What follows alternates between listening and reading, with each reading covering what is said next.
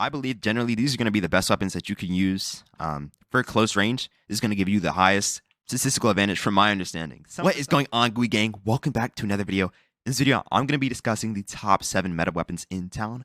Make sure you peep the Discord and the Twitch in the description below. And yeah, without further ado, I'm going to get straight into the video. So right here, we're going to have what I believe are the top 7 meta weapons for Roblox town.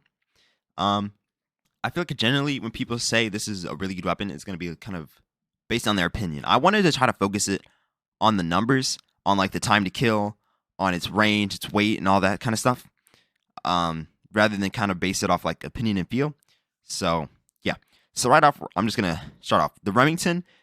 Remington and Spaz. They're gonna have one shots. We're gonna be one shot to the torso, one shot to the head, and I feel like that makes it a really powerful weapon. The same kind of goes for the Ikitha as well, because in close range scenarios, you can get that one shot off very quickly, and it'll instantly kill your opponent without them having any time to react. The Spaz will have very high weight with higher pellet spread compared to the Remington.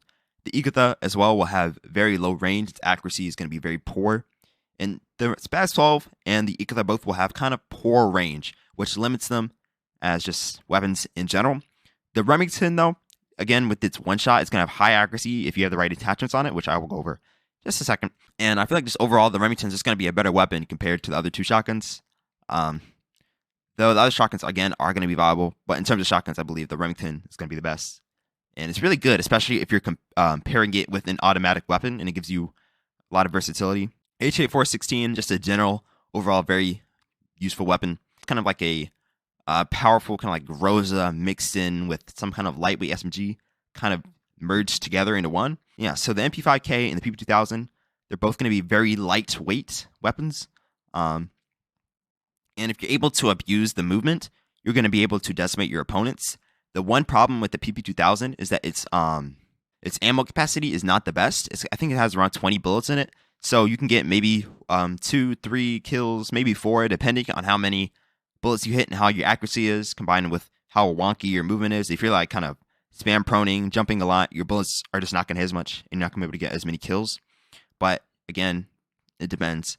If you're able to abuse the movement, you're going to be able to decimate with the PP2000 and the MP5, like catsncapes does with the PP2000. Yeah, and then finally, the Groza. I feel like it kind of fits in the meta only because I believe it can pierce riot shields. It kind of goes against head-to-head to the HK416 because they're kind of similar. The HK416 is just overall better, in my opinion, to the Groza, but it kind of depends on how you play, how your movement is. And then again, the Ikitha, it works with the riot shield, which is probably one of the few reasons it's up here. And it can work fairly well depending on how you play, but I believe the Remington's still going to be a better shotgun than the Ikitha.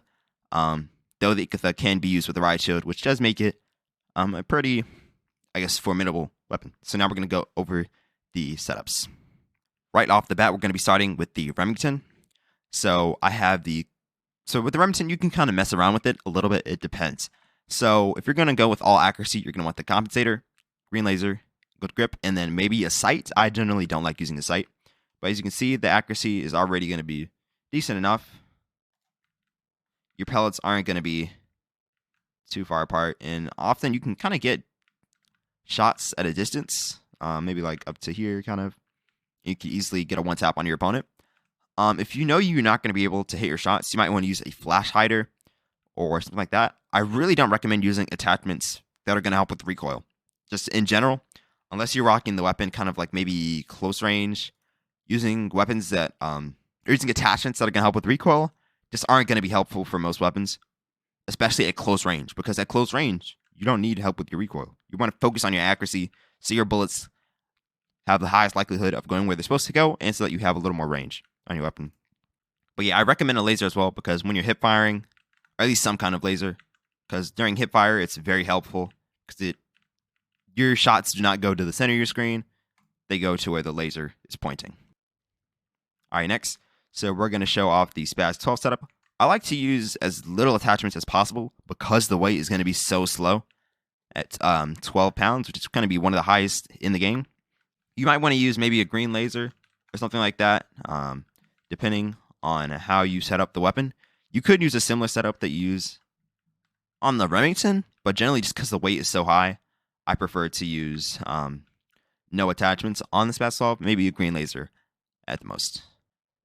The old dandy HK416. I generally like rocking a compensator, a green laser, and an angle grip. Again, you want to focus on your accuracy. The accuracy is what's going to let you have more range. It's going to let you hit more of your shots. Again, the recoil for most weapons is going to be pretty easy to handle if you just kind of pull down on your cursor. It's kind of smoothly pull down. For most weapons, I don't believe any weapon really has like actual like defined pattern. But accuracy really just as much, you want to increase it generally as much as you can, just so that your shots are going to go where you want them to go. Maybe you could put an optic on it. I generally just like the iron sights and find that you don't need an optic much. But it's kind of up to you on that part.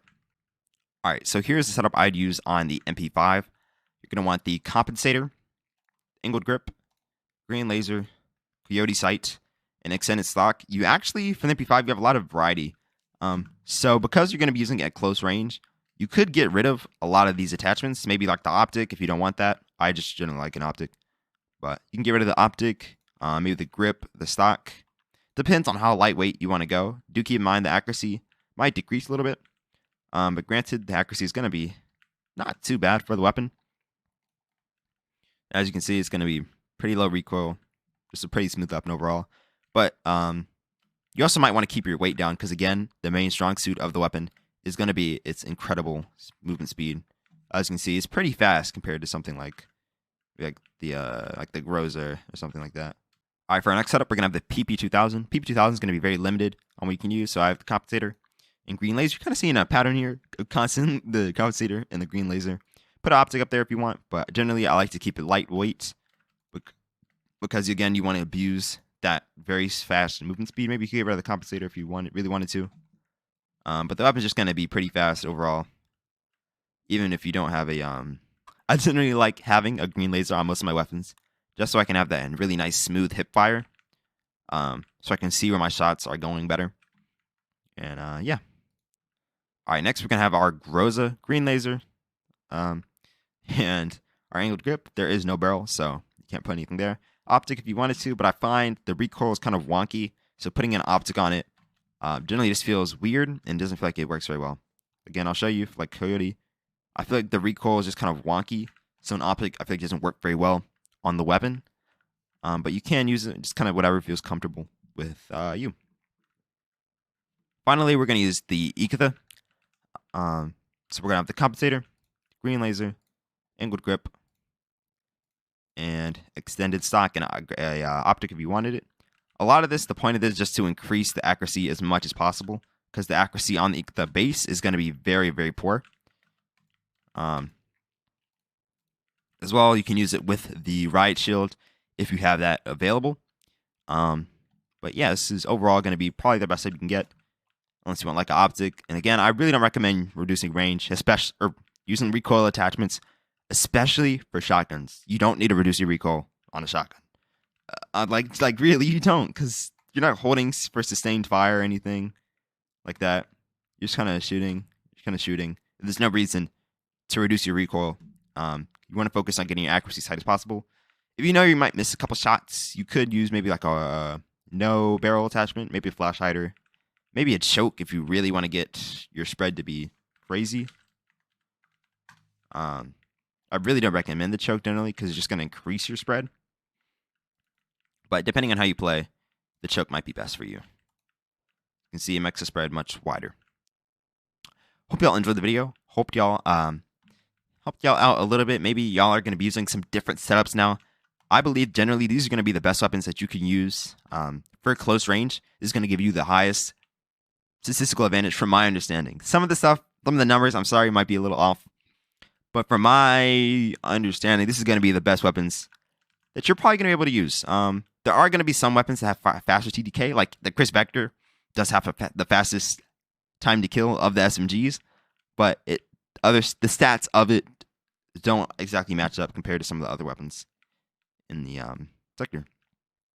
So thank y'all for watching the video, and hope y'all enjoyed. Y'all know the drill. Stay gooey, and I'll see y'all later. GOOEY gang. Peace.